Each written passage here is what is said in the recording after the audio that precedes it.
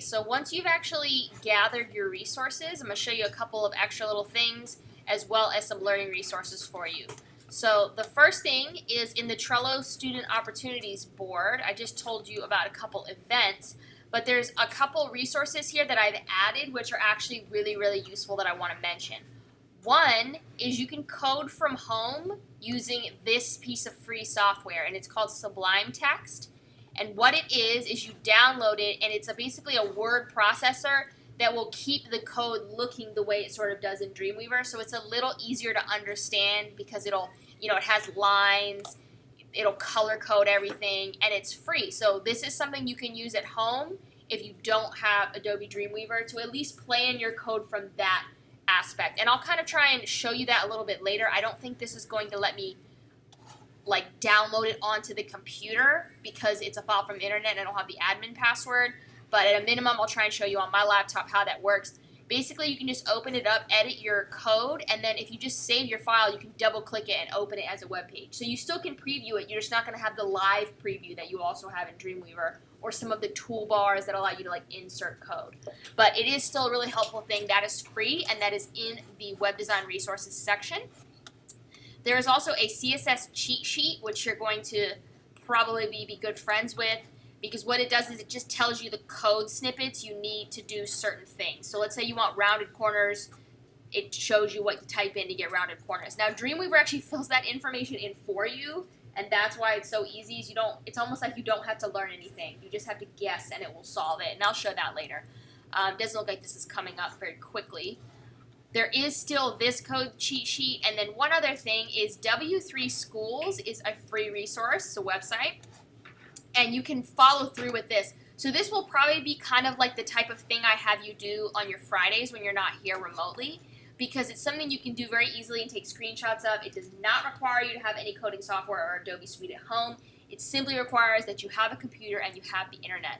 So there's a bunch of different tutorials. So if we start from home, they're very simple. It's a lot clearer than a book in a way because it's like HTML5. You can create your own website. This is what it is. And then each chapter, it gives you examples, and you can click the try it yourself, and it brings you to live code that you can edit. So it's already written this. And then if, let's say you want to change the heading to sample heading, you just hit run, and it will show you what it looks like. So this is a great way to practice with things, or if you're unsure how to do something, let's say like HTML links or HTML CSS, or you want to create a list, which we will be doing at some point, tables, etc. You can go to colors, and it will sort of show you a little bit about how to adjust that. So it shows you, if you want a background color, this is what you type in. Style equals background dash color, Dodger blue, and it shows you the code, so you can copy and paste this, or even sort of adjust it and try and figure it out. So you can even type in red, and it should change it to red. So you can actually learn the code by playing with it in a non-destructive way. It's already written for you. You can just kind of fiddle around with it and see what it looks like. You can also copy and steal it and paste it into your documents. So I highly suggest that. I will probably make you do a few of these, just play with them, or I'll say make sure you change the colors to 3 different colors, send a screenshot of your adjusted site, and then it'll let you kind of learn as you go. So I think this is actually in some ways a better resource than the book, and so I will have you guys working with that a little bit. So that's that. Oh, here's the CSS cheat sheet.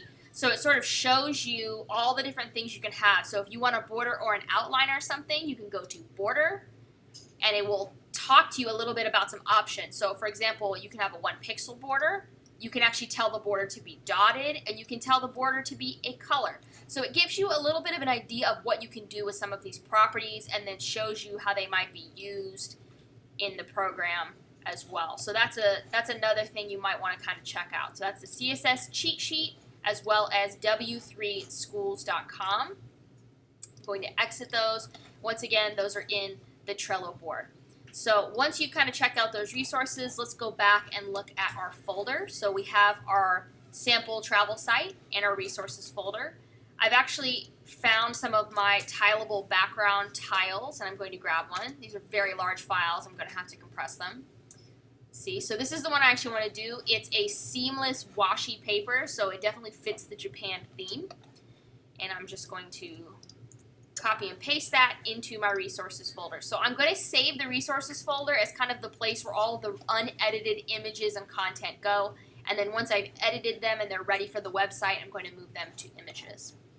So let's take a little peek at kind of what our website is going to look like. So we're going to go for something that looks a bit, let's minimize this, that looks a bit like this. So it's very, very basic, but you'll see you'll actually learn a whole lot of stuff in here. So we have a banner at the top, we have 3 anchor point links, we have 3 sections. This is that opening section where you're going to crop a welcome image and have some content, and then a gallery here that will swap out the image, a contact section with a contact image, and then a little footer section.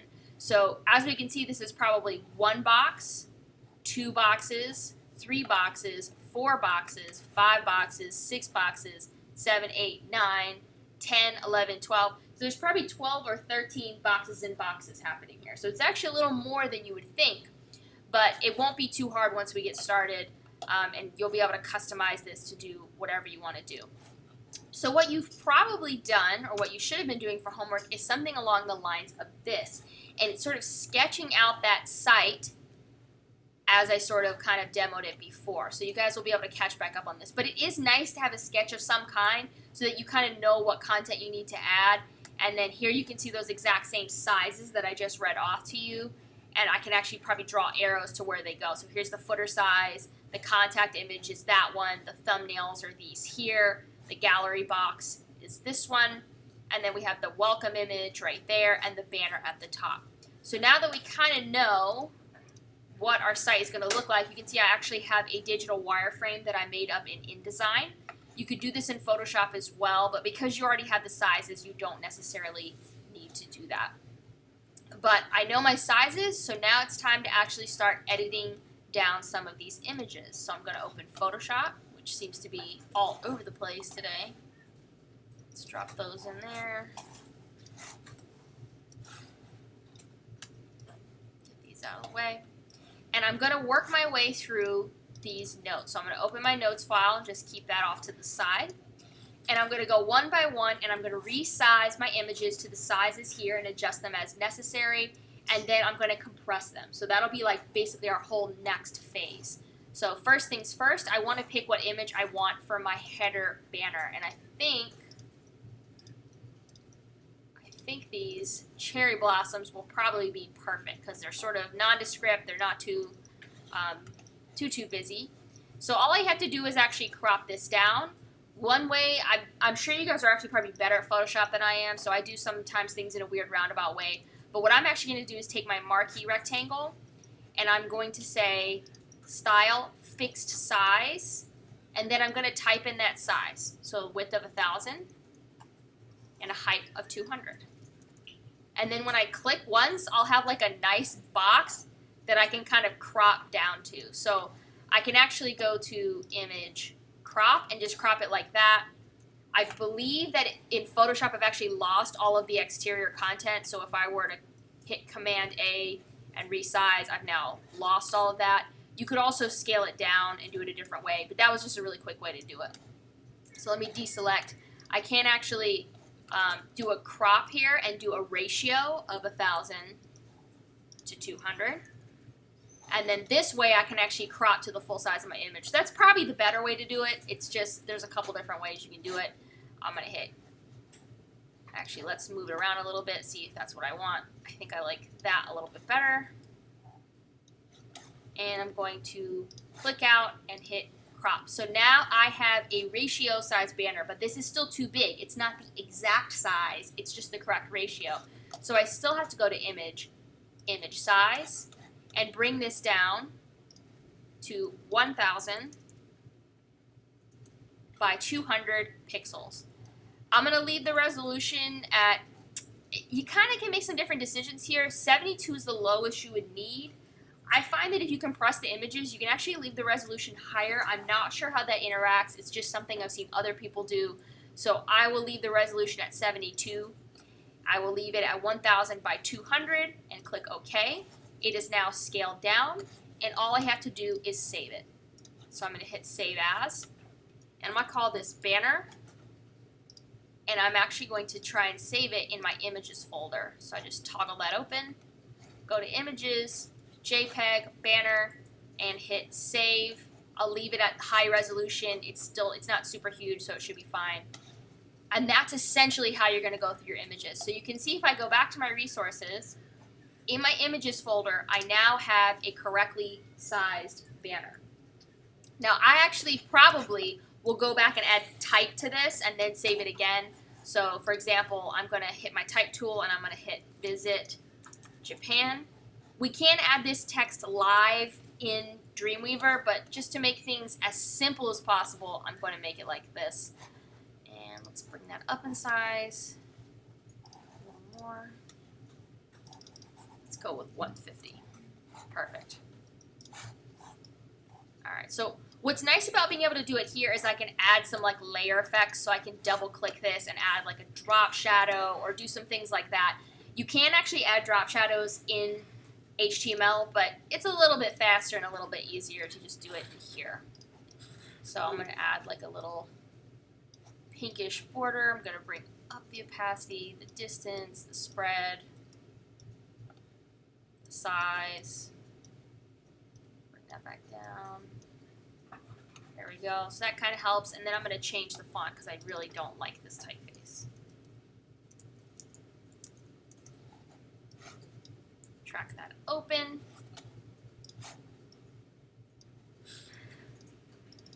Let's see if we can find something just a little, maybe slightly more elegant, possibly. I don't mind something modern, but let's see.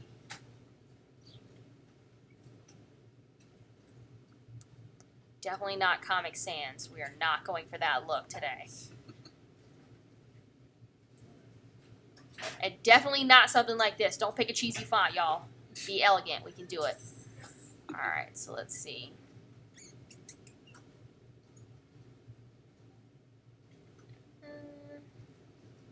Not really feeling these, but I don't really have time to be very picky, so let's see.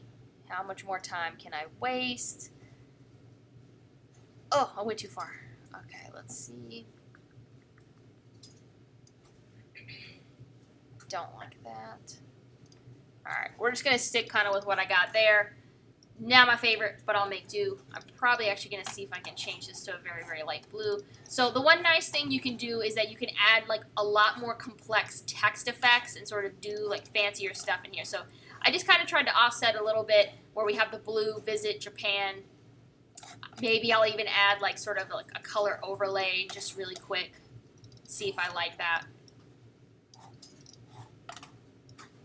Use my paint bucket. Ooh, no, not what I was trying to do. New layer. Drop that in. Set that to multiply. Yeah, that's kind of a little too much, but just add a little bit of... That just kind of helps it pop a little bit. I know that's not the best photo technique there, but that'll work.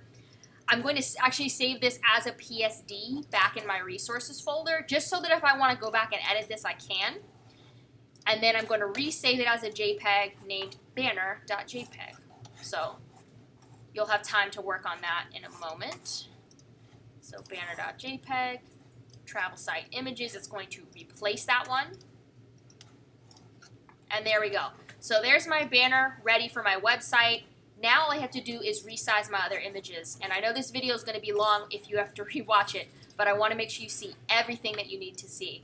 And one thing to note is don't crop or mess with your repeatable tile. Yours may be a square, mine's a rectangle, but it's not going to be repeatable if you crop it down. So leave that one as it is. We're just going to change the resolution to make it a little smaller if yours is, especially if yours is as huge as mine is.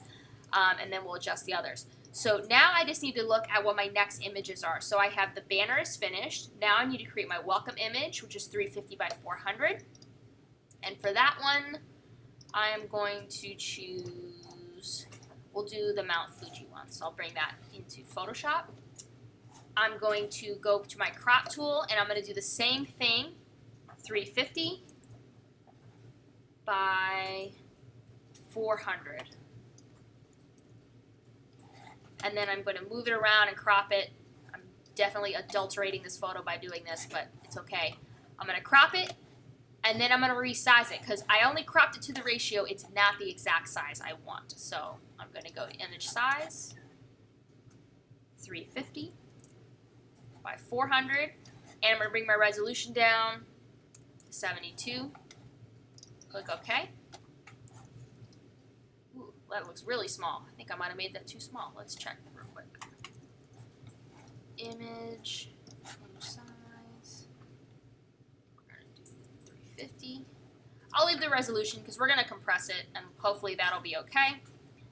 Now I'm going to File, Save That As, and I'm going to call it Welcome. Go right in Images and save that. So we're picking very, very, very clear, easy to remember, easy to spell names. I would avoid adding tons of underscores, numbers, unusual symbols, because you're going to have to remember how to type those in order for it to work in web.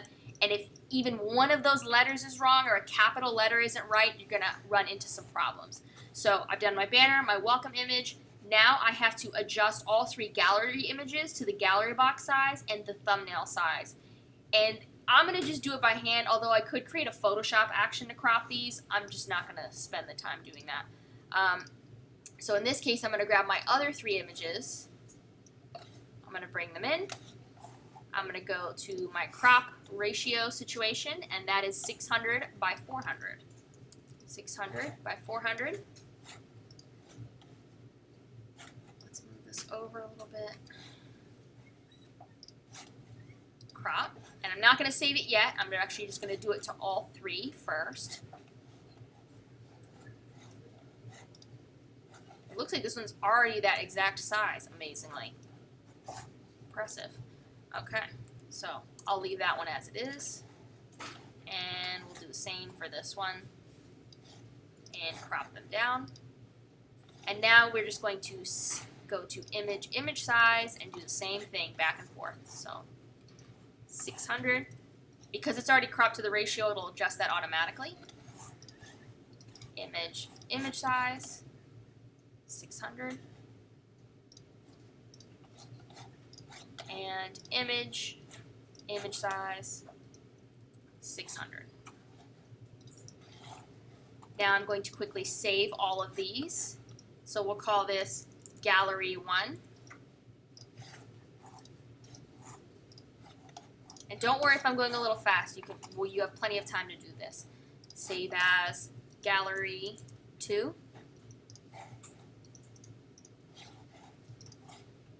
And save as Gallery 3.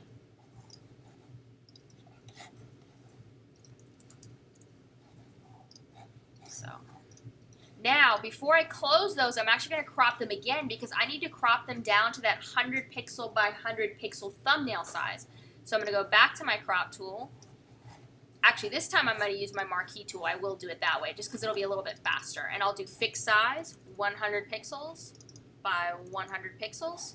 And now I can just click, drag around my thumbnail until I get like an interesting sort of cropped image. Go to Image, Crop, and then File, Save As, and we're going to call this, so match the numbers, but this one will be called Thumb 3 for Thumbnail 3. I'm going to go here, and we're going to go right there, Image, Crop, Save As, Thumb 2, and finally do that like that. Image crop, save as, Thumb 1.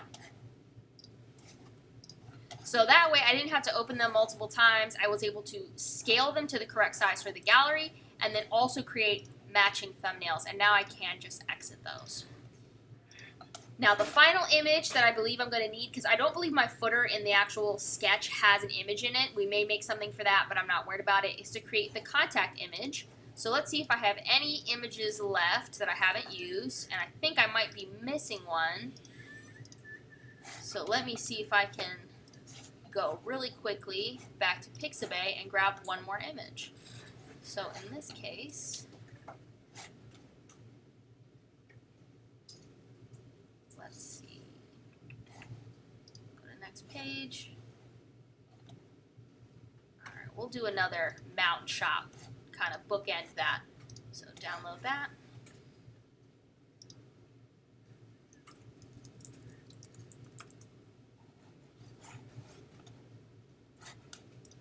Grab this. Drag that in. It's as quick as that. So now I just have to open this one last image and adjust it to our contact image size using the crop.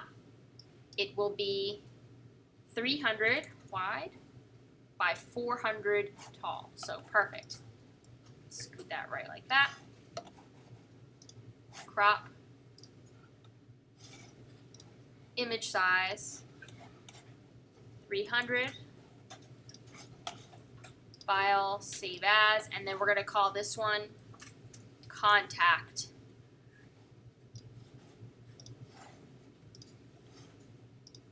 Okay, so once you've done that, you can exit Photoshop, and you're going to have all your images ready to go. And because we're all naming them the same, very general things, it's going to make the coding a lot easier. You'll remember what they're called, and it'll be easier to sort of find these images in your code.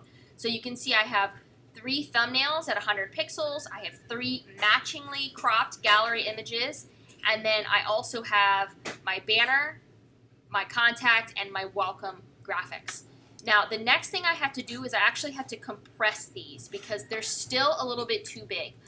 These ones, actually, the 26 kilobyte ones are probably okay, but some of them are a little bit large, and it's going to run a lot faster the smaller we have the images. There's tons of different compression softwares and online things you can use.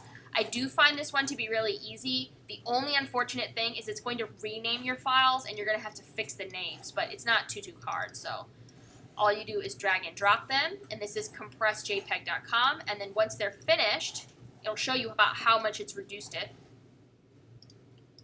You can check them out. And then when you're done, you just hit download all.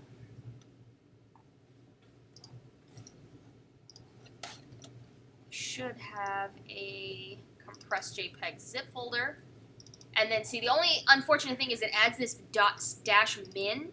You can leave them like that if you're going to remember to type that part, but really usually just go in. It seems kind of sometimes like a little wasteful moment of time, but it really does help to compress your images, especially if you have large ones. And I'm just going to delete that section just so that we have nice, consistent sized, easy name images.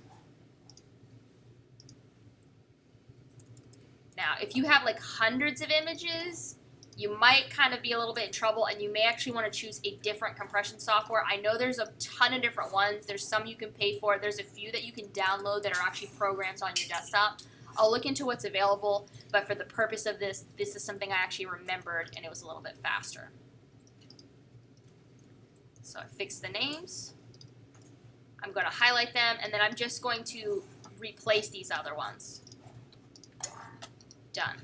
So now we have really, really, really small files. You can see these are 6 kilobytes, 105 kilobytes. They're going to load lightning fast, and that's actually really helpful. So we have that. We finished our images. They are nice and compressed. We've looked at our sketches, and the next stage is actually going to be to start kind of putting some of our files together. So that's kind of where this video is going to end.